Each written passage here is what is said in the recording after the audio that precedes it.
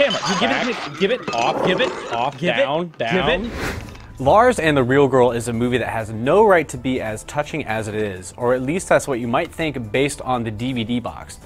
Complete with a quote from Maxim, a silly-looking Ryan Gosling sitting on the box of a sex doll, and a back-of-box description that completely misses the point. You very easily could see this on the shelf at Blockbuster and expect to find some kind of sophomoric sex comedy, when in fact it's a very sweet film that rewards anyone who's willing to let their guard down just a bit while watching it. I have a visitor. You have a... Yeah? Lars, the main character played by Ryan Gosling, is a probably mentally ill and definitely shy 27-year-old who recoils from any kind of physical contact with others.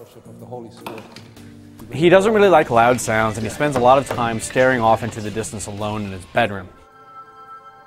After his brother and sister-in-law move into his parents' old house, though, something seems to change in him, and he decides to soak a few grand into a real doll and pretend that it's his foreign girlfriend called Bianca.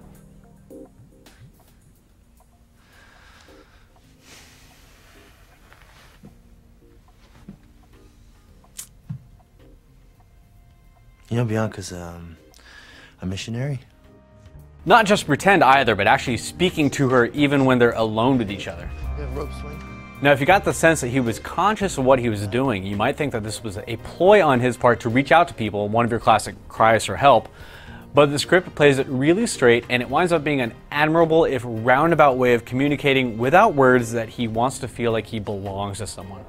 Now, that straightness is what really makes this film a wonderful surprise. In anyone else's hands, you'd expect this to turn out like some National Lampoon College movie, or Lars would wind up snapping and killing townspeople one by one. But instead, it winds up being a really wonderful portrait of a community coming together to help a sick man. Thank you so much. You're welcome, my dear. I like that. Now, I don't think that would actually be what would happen in real life, where Lars would either wind up being the star of a 10 million hit YouTube video, or someone would just tell him about anime and he'd outgrow this little phase. Instead, his co-workers and fellow church members all kind of play along in the hopes that doing so will help Lars break out of whatever's afflicting him. We're treated to some massively awkward scenes of people not knowing how to react to Bianca's presence. But for the most part, the film mildly indulges the audience with a lot of really touching moments of a group of people helping one of their own instead of making them feel like an outcast. Monday and Wednesdays, and then maybe all day Saturday.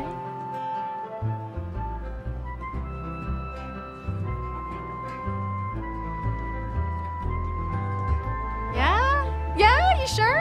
Ah, okay. Bianca, is that okay with you? In a lot of ways, this film is kind of a fantasy. Not much of it really corresponds to the way I get the feeling things would play out in reality, but it keeps coasting along with such a gentle touch that you really don't think about it much. That's made easier by a great supporting cast, including the always wonderful Patricia Clarkson as Lars' doctor psychiatrist, who tries to engage him without being too obvious about things.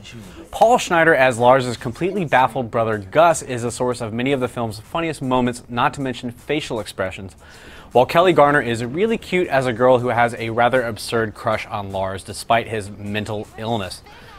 And Gosling, of course, is as good as ever, letting himself live in the situation his character finds himself in without ever being tempted to wink at the audience.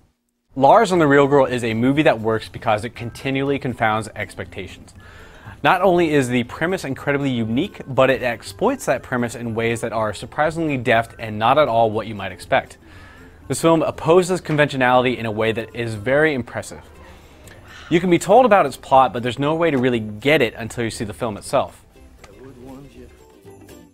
Continually walks a tightrope over terribleness, but manages to traverse that dangerous ground and winds up being a very interesting movie that has some unique things to say about the way people cope with traumas or simply the pain of being themselves. It's just a movie that's honest, and that alone would probably make it special in the current film landscape, but it has a lot of charm to it as well, and it's one of my favorite films of the last few years. Is more than just a game. I hope you get a chance to check out Lars and the Real Girl soon if you haven't seen it, and that if you do, you enjoy it. Thanks, and we'll see you next time here on Screen.com. Hello, Lars.